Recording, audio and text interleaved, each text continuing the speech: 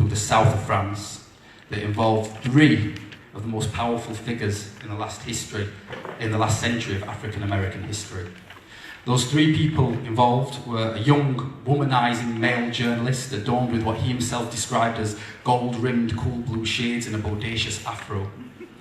A middle-aged gay man suffering from something of an identity crisis, and an elderly woman who was then facing bankruptcy. These three individuals were at the centre of three legendary movements in African American history: the Harlem Renaissance, the Civil Rights Movement, and a black academic boom in the latter half of the 20th century that helped to usher in an era that gave us Barack Obama. Those three people went by the names of Henry Louis Gates Jr., James Baldwin, and Josephine Baker. Gates Jr. picked Baker up in Monaco, where this legendary dancer had made friends and was living with a princess of Monaco. She was fighting her way back to solvency with gigs for old, rich, nostalgic French people, and together they headed north through Provence. And what should have been a 30-minute drive took much longer, because as soon as she was spotted, Baker was regularly mobbed by fans. As Gates mentions, Baker responded with elaborate grace, playing partly the star who expects to be adored, but partly the aging performer who is simply grateful to be recognised. Finally, the car wound its way up through the lofty village of Saint-Paul-de-Vence, nestled in the alpine foothills rising from the Mediterranean. The air, Gates evocatively tells us, carried the smell of wild thyme, pine, and centuries-old olive leaves. Gates continues, the grape arbours sheltered tables, and it was under one such grape arbour at one of the long harvest tables that we dined. The line from the old gospel song, the line Baldwin had quoted toward the end of his then latest novel, inevitably suggested itself: I'm going to dine at the welcome table. At that long welcome table, James Baldwin's pad in the Saint-Paul-de-Vence, under the arbour, the wine flowed, food was served and taken away, and James Baldwin and Josephine Baker traded stories, gossiped about everyone they knew and many people they didn't, and remembered their lives. Both had been hurt and disillusioned by the United States and had chosen to live in France. They never forgot or forgave, Gates mentioned. If someone has anointed a black intellectual, rest assured that others are busily constructing his tumbril. We remember Baldwin and Baker as legends now, but at this time in the 1970s, both of them were seriously out of fashion. Gates says, a spokesman must have a firm grasp on his role and an unambiguous message to articulate. Baldwin had neither. And when this was discovered a few years later, he was relieved of his duties. In a comment aimed at Baldwin, Leroy Jones wrote that a writer must have a point of view or he cannot be a good writer. He must be standing somewhere in the world or else he is not one of us, and his commentary is then of little value. Baldwin was never a nationalist but a transatlantic commuter. Gates continues that in that long, warm night, Baldwin and Baker recollected events that led to their decisions to leave the country of their birth and the consequences of those decisions, the difficulty of living away from home and family, of always feeling apart in their chosen homes, the pleasure of choosing a new life, the possibilities of the untried. A sense of nostalgia pervaded the evening. So I'm going to leave Josephine Baker and James Baldwin there with the sun setting over the Côte d'Azur. But what that story says to me is that Baker and Baldwin weren't connecting as successful celebrities reveling in their success in the Riviera. In the last essay before his death, Baldwin commented, the beginning of my life somewhat resembles a shipwreck, and the shipwrecked can find it difficult to trust daylight or dry land.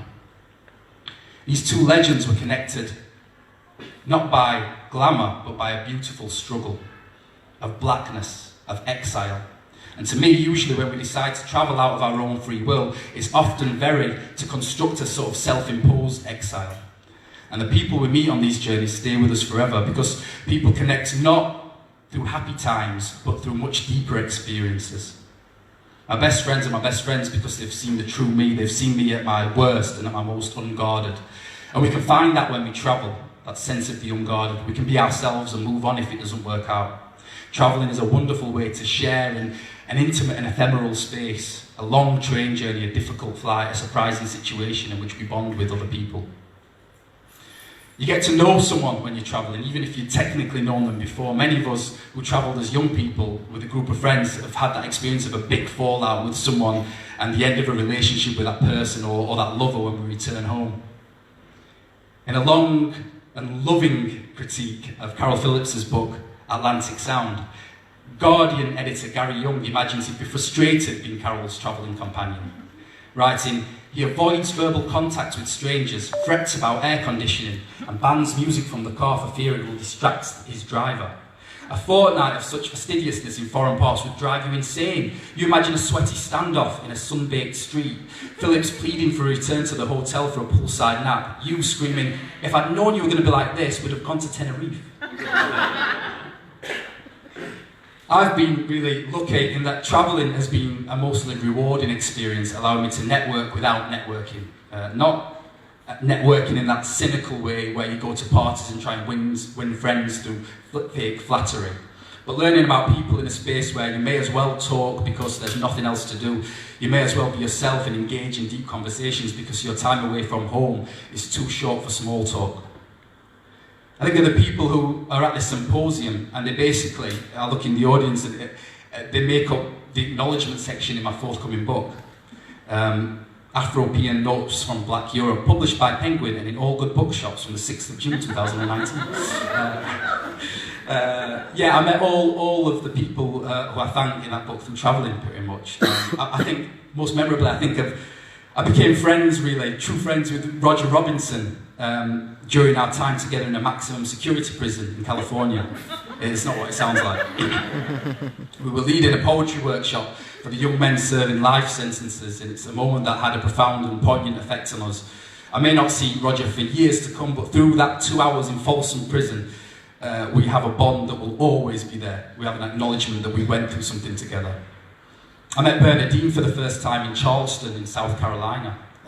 I just finished a documentary about my grandmother's role in the Great Migration, fleeing a life of cotton picking in the American South at the age of 14 in 1930 to make a better life in New York. And there in Charleston, where it's likely that my ancestors were first brought to America, the first words Bernadine, a writer I've always admired, said to me was, "I listened to your documentary and it was good."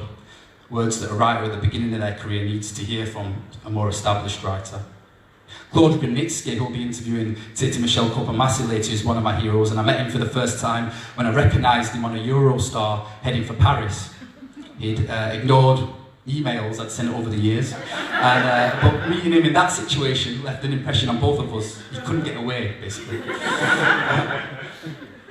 I met Carol Phillips, Linton Kwesi Johnson, Maggie Morehouse and Sharmila Bees-Mahoon for the first time here in Belgium at the University of Liège. That was a day that changed my life. Carol became my mentor. Sharmila has done more for my literary career than anyone. She introduced me to my agent Suresh, who introduced me to my editor Cecilia Stein from Penguin, who's in the audience tonight, and connected me to the Afro-Europeans network of academics who endlessly enriched my work.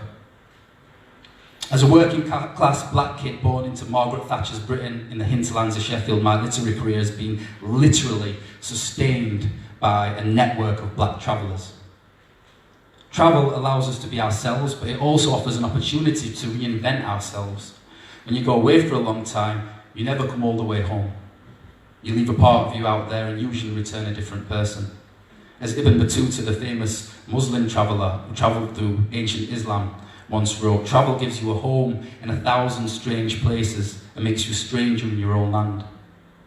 Feels particularly apt during this era of Brexit.